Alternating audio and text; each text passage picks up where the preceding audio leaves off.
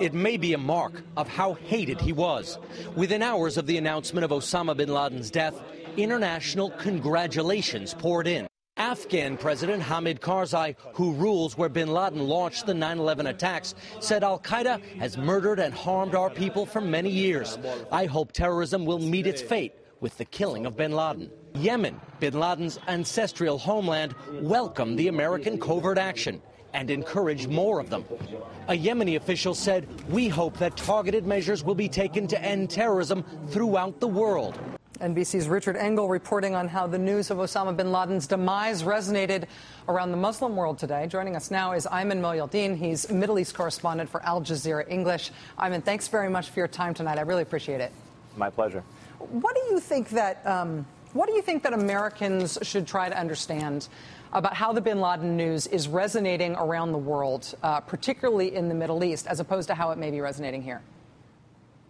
Well, I think there's two very important factors that Americans really should look at. One is the symbolism of Osama bin Laden, how important this type of operation was in striking really a blow to the symbolic nature of al-Qaeda and that ideology. And more importantly, it's also important to keep in mind that the Islamic world, as it's sometimes referred to here, is not a monolithic entity. What affects Muslims in Indonesia is not necessarily the same as that which affects Muslims in Nigeria or Turkey. And sometimes what tends to happen is an oversimplification to say that this ideology is widespread, is endemic, and is certainly one that enjoys a great deal of support. Keep in mind that Muslims for many years, and particularly those in the Arab world who have suffered a lot of the violent extremism of Osama bin Laden, have denounced him and have rejected him. And more recently, we have seen that denunciation throughout the Arab revolutions that have been taking place.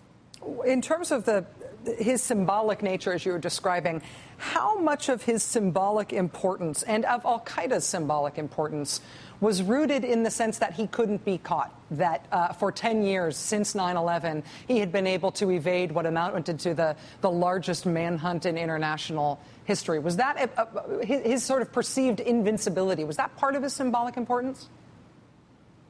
Well, there's no doubt that the ability, and we'll certainly learn more about this in the coming months and perhaps years, how he was able to remain out of the reach of the United States and other allies is going to become clear in the coming months or years. But I think what's more important here, certainly in terms of understanding his symbolic significance, is that he is an individual who represented an ideology which, although advocated and used very inappropriate means to justify his actions, unfortunately there are those who supported and tried actually to expand that ideology. But nonetheless, it was one that not everyone in the Islamic world or in the Arab world accepted. The symbolism of taking out Osama bin Laden is really the message that is being delivered to the next person that's coming in line, not necessarily to his supporters, but to al-Qaeda in the sense that if there is indeed somebody who now emerges as a operational and symbolic figurehead for this organization, he can rest assured that he would also be a target of the United States and others. And that in itself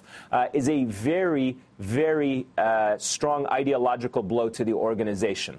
Do you, to that end, I hear what you're saying about the sort of, if not the deterrence effect, at least the idea that the perceived certainty of punishment, that you will have things catch up with you, may change people's calculation about this, may change their sense of whether or not what they're doing is heroic. And because of that, there is sort of this looming question about Pakistan here, about the fact that Osama bin Laden was found not in some lawless, ungoverned area, but relatively close to Pakistan's capital city, in a place that's full of former military officials and quite near Pakistan's military academy. Is Pakistan in a tough spot in terms of seeming potentially complicit in the hiding of Osama bin Laden, but not having facilitated this action in a way that they have other arrests? Well, there's no doubt that Pakistan finds itself in an almost lose-lose situation. If on one hand we are going to take Pakistani officials' word for value, that they knew about the operation or that they had the intelligence or certainly cooperated with the United States, then there's no doubt that that has put them in the same boat with the United States in becoming a target for perhaps future al-Qaeda attacks. So that is one problem from the Pakistani perspective. The other problem is if they did not know about this operation, if they did not know about the intelligence that led to this operation, then it undermines Pakistan's sovereignty and undermines the sovereignty of this current Pakistani government in that it allowed a Western country to completely violate its airspace, carry out this military operation. So the Pakistani government finds itself in a difficult position in either scenario or in either narrative it decides to adopt. Now, one thing also to keep in mind, not to pay too much attention to where Osama bin Laden was and how close he was to Islamabad, because certainly we'll learn more about the intelligence. But keep in mind that throughout the course of history, identifying people has been very difficult. In the United States, tracking down the Unabomber took several years, and he was here in the United States with the FBI and other intelligence agencies pursuing him. So it's not necessarily indicative that Pakistan knew where Osama bin Laden was and did not enough to bring him to justice. But we are going to learn more about that. Just a point to keep in mind. Although I would say with the Unabomber, because he was found in the back end of nowhere in Montana, it raised fewer questions than if he'd been found like in a nice house in Nyack. You know what I mean? So, absolutely, absolutely. Now, there's going to be a lot of tough questions to be answered by Pakistani officials, but certainly one not to jump to conclusions in terms of what role they may have played or may not have played. Absolutely. That's a point well taken. Ayman Mohyeldin, Middle East correspondent for Al Jazeera English. It's always really nice to have you here, Ayman. Thank you very much. Thank you, Rachel.